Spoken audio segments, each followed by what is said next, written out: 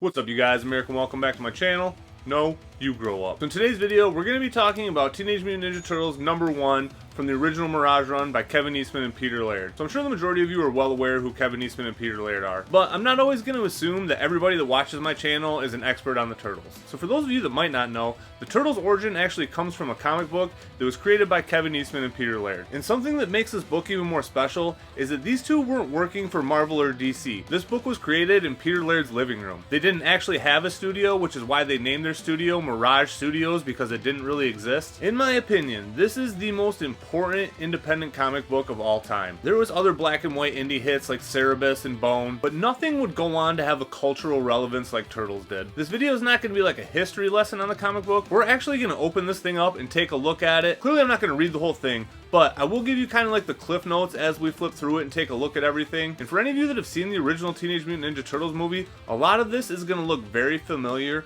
because this is what the overall arc of the first movie is based off of. The first time I read this comic, it was mind-blowing to me. It's so weird never seeing something before, but feeling like you had seen it at the same time. Muffins here in case you guys couldn't tell. So, since we are going to be taking a look at this entire book, there is going to be some spoilers, but at this point, this book is almost 40 years old, and I don't think you can really consider things a spoiler at this point. Yes, I want you guys to go out and get these books. I've read them several times, and it's been an awesome experience every time. So I'm very excited to take a look at this book. It's one of my favorite comics of all time. If you don't want any spoilers, check out now, but going forward, we're going to take a look at this book from front cover to back cover. Alright, you guys, so here is my copy of TMNT #1, and this is a 4th print, so I don't ball hard enough to have a 3rd print or higher. The 3rd print is pretty much like my most wanted book ever. Clearly I'd want a 2nd or a 1st print, but I doubt that's ever going to be doable for me. But I feel like a 3rd print is somewhere in the realm of realistic to obtain one day. Before these books really blew up during COVID, I could have gotten a 3rd print that was in really good condition for about $300, and it's probably my biggest regret ever when it comes to collecting was not getting that book at the time. And so anytime I have a chance to show you guys like an actual comic, that's what we're going to take a look at. When I get into the IDW stuff, we're going to have to use the collected editions for a lot of things. But like I said, I think this is arguably the most important indie comic book of all time. This is the book that sparked everything. This was like their joke that they thought they were just going to do one book of and it was just going to fizzle out. But as we all know, it went gangbusters and Turtles became what it became, again, all from this book. If you've seen the first movie, this book is essentially the complete arc of the first movie. So enough talking about this book, let's open it up and actually take a look at it. Alright, so here we have the first page, and it's just 2 panels, and the big panel is our first shot of all 4 of the Turtles together. And I love this image. I love the way they first drew the Turtles. They start to evolve pretty quickly as the comic goes on, but I really like the way they look in the first couple issues. I like that they kind of have like the pointier beaks and the really big feet. I don't know, I just really like the proportions here. I really like the way they look, and even in this first page we get Raph holding his size in the funky ways that he does. I feel like this is just such a good first impression. And what's going on here is the Turtles are cornered by a gang, the Purple Dragons, and we're about to see what happens in what is essentially their first fight. So we flip over to this amazing title splash page, I don't really know what you want to call it, and again, just another page with just all 4 of the Turtles just looking super cool. And the funny thing is, they weren't supposed to look cool. Like, this was supposed to be a joke. It was just supposed to be a one-time thing for something that's supposed to be ironic. I don't know, to me it is just super badass. Like, I understand right off the bat why this blew up. This page just looks so cool. So on the next page they start fighting with the Purple Dragons, and you get the feel for how Kevin Eastman and Peter Laird draw their human characters. This guy right here kind of reminds me of like an earlier precursor of what Casey will be. Not a lot going on with the backgrounds or anything, mostly just focused on the characters. I'm totally okay with that. Being a fan of the early 90s comics, that was my time, a lot of those artists were also just focusing on the characters themselves and didn't really put a lot into the backgrounds. Some people don't really like that style, but again, for me, it's all about the characters. Like, Raph has absolutely no background here, and just look how awesome that is. Like, he's just dropping from the sky, and there's not even anything, not even shading or anything in the background. It's just the character, and to me, I don't know, I'm assuming this goes against some sort of like comic rule book, the way they're doing things here. He's flowing out into that panel and stuff. This panel's overflowing a little bit, but I don't know, I love it. I love the way this book looks. And they're finishing up the scrap here over on the next page, and Leonardo has this really cool line right here. Yes, we can bleed, and so can you. Like, that's just so badass. I got goosebumps just saying that right there. And again, right off the bat, you can tell this book is not for kids. And it's so funny because as adults, we want the turtles to be like recreated into the adult version we wanted, but right here from book number 1, this is pretty adult right here. They're freaking gutting dudes, they're freaking spilling blood. Like, this is hardcore shit in this book. And again, the irony that it's Ninja Turtles. I understand that at this day and age, they just seem so commonplace, like they've always been there, like it's not this weird ass idea, but look at everything else that was going on at the time. Like Marvel, DC, there was just nothing like this. I really like this big panel here. Anytime you get the 4 turtles together, I'm almost always going to be a sucker for it. I just really like the way they all look together. And we got the cops showing up, flipping over to the next page. It's kind of contrary to everything I was talking about. So before, they've been really focused on the characters and everything like that, but here they give us this nice just background piece, and you can just tell, like, just looking at this picture, it just looks quiet. This piece right here, even in being in this big loud city, like this street just looks so quiet and calm, and I don't know, just with having no characters in it, this is just a really, really, really good page. And here they come back to the sewer lair, triumphant from their first battle, and they tell Master Splinter about it, and then Master Splinter kind of goes into their story. And this story is the one that pretty much aligns with the movie. Splinter was a rat, he was Hamato Yoshi's pet, and they were part of the Foot Clan. So this part kind of plays out the same as it does in the movie, with one big change.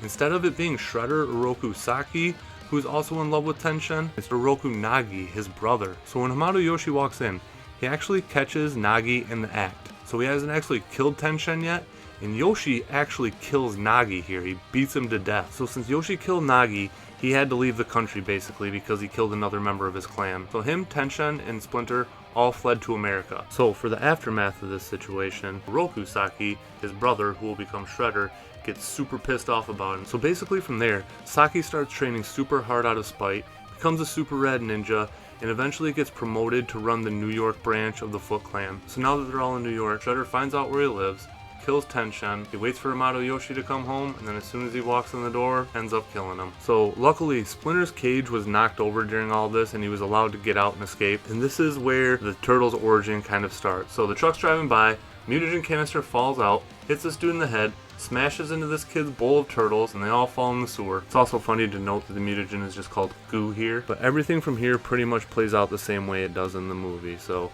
Shredder scoops them up. The next day, they're twice as big. They all start getting up. They all start talking. And then from there, you get a real brief explanation on the rest and how we named them all and stuff like that. And then that pretty much catches us up to speed about where the Turtles are at this point. So basically, the first half of the book was pretty much just kind of explaining the Turtles' origin story and setting up what was going to happen next. From there, we break into the second half of the story, and it's going to be the Turtles going after Shredder. So Raph's sent out on this mission, and I love this page. Again, it's Raph, so of course I like it. And you can tell right off the bat that Eastman and Laird really liked Raph. He's going to be the first one to get his own micro series. I feel like they kind of established Leonardo as the leader right away, but Raph gets to go out on this little solo mission right here. And where he's going is to find the Shredder. Basically, Raph breaks into this compound, jacks everybody up, has a little bit more of an intimate duel with this dude over here, gives him the good old shell bash, and then Raph's the last one standing. So Raph takes his side with this note calling Shredder out, throws it in there, Shredder gets it and realizes that it's on. So now we cut to the Turtles climbing up onto this rooftop, waiting for Shredder to show, and here he is perched on this rooftop. And then you get Shredder dropping down right here. You get these two awesome pictures of Shredder here. So you get this nice, really heavy inked shaded one right here where you can just see his silhouette, and over here you get this more detailed image of him crouched down, and I'm assuming this is probably what the inspiration for the original turtle figure was kind of based off of. So now Shredder has the Foot Clan with him, so they'll kind of be the first test for the Turtles. So we just get this nice splash page, no words, no nothing, and that's what I really like about comics. So as a fan of the X-Men, there's one thing about Claremont, is that guy was just as long-winded as could be. I feel like a good comic can tell a story without having a ton of actual dialogue. I'm not saying I don't mind it, I like good storytelling, but this page right here just tells me everything I need to know about this fight. I'm an early 90s dude when it comes to comics. I just like big splash pages. To me, personally, they're just the best part of comics. So we keep rolling through this fight with the Turtles here, and they're taking a little bit of damage, but for the most part, they're jacking up the Foot Clan, and eventually they get through them all, and now it's on to Shredder. So the Turtles are already starting out a little bit battered, beaten, and bruised. This wasn't like an easy fight to get through. They're not just punks like they were in the movie. They're actually formidable foes. Just like the movie, instead of just all attacking them at once, they kind of fight them one-on-one, and they all get their asses handed to them. But the big difference here is even though they are getting their asses handed to them, they are getting hits in on the Shredder. Like, it looks like Mikey's getting a hit in there. Clearly Leonardo caught him with the swords right there. So this isn't as one-sided of a fight as it is in the movie. So now the Turtles are kind of going for broke. Whip out these ninja stars, get them off guard. Raph chucks his size, so they got him off balance right now, and they're actually mounting a good offense right here. So Donnie really starts taking it to him right here, jacks him up, actually breaks his helmet and mask, and from there the Turtles are feeling pretty confident. They feel like they won this fight, and then this part's actually really cool here. Instead of just killing the Shredder, they give him a more honorable way out and tell him that instead of them killing him, he can actually take his own life. Instead of taking the honorable way out, he pulls out this grenade of all things, but before he can detonate it, Donnie's on it once again, chucks his bow staff, jacks him in the jaw, falls off the roof, and that's the end of Shredder. So in the first book, they kill off Shredder right away. So like I said, this is kind of like the complete undetailed arc of the movie here from start to finish. And then here we are on this last page right here with all 4 turtles. I really like this page. I don't know when Shredder's arm got cut off, but they just chuck it right there like it's so gnarly. Just an awesome story, and again, very easy to understand why this blew up. This is probably like the 10th time I've gone through this comic, and I just love it. Every time I read it, I don't know, it never gets old to me. It's such a fun story, it flows so fast. For something that was just supposed to be ironic, like look at their first renditions of the Turtles here. Like look how silly they thought this shit was, and look how cool it ended up turning out. So we'll take a look at the full front and back cover here, and I hope you guys enjoyed this. I really like doing this. I'm gonna keep this going regardless of how my views are on these, because this is really fun. I think I'm gonna run through the entire IDW run. I'm gonna hit the Mirage books that I just really like and I think are worth talking about. But I think I'm gonna start a series where I start with IDW #1 and just work my way all the way through the books, and when I get to the end of the volume that I have, I'm gonna buy the next one. It'll give me a good excuse to do that and keep reading on in the story. Before we get to IDW, we're going to take a look at my favorite book, which is the Raphael Micro Series #1, the first appearance of Casey Jones, and I'm very excited to talk about that book. Thank you to all my subscribers. Thank you guys for sticking around, and I just can't tell you how much I appreciate you guys. All your comments really do mean a lot to me. Having more people start to message me on Instagram and stuff like that, and again, I love talking to you guys about this crap. I might not always be the quickest to respond. I might be a long time between responses. I've never been good at just communicating quickly with people, but I will get around to it eventually. I appreciate that you guys are taking the time to reach out to me. It really is awesome. I'm having a great time, and just thank you guys so much. So thank you guys for watching. Thank you guys for listening. Take it easy, be safe, and I'll catch you guys later. Peace.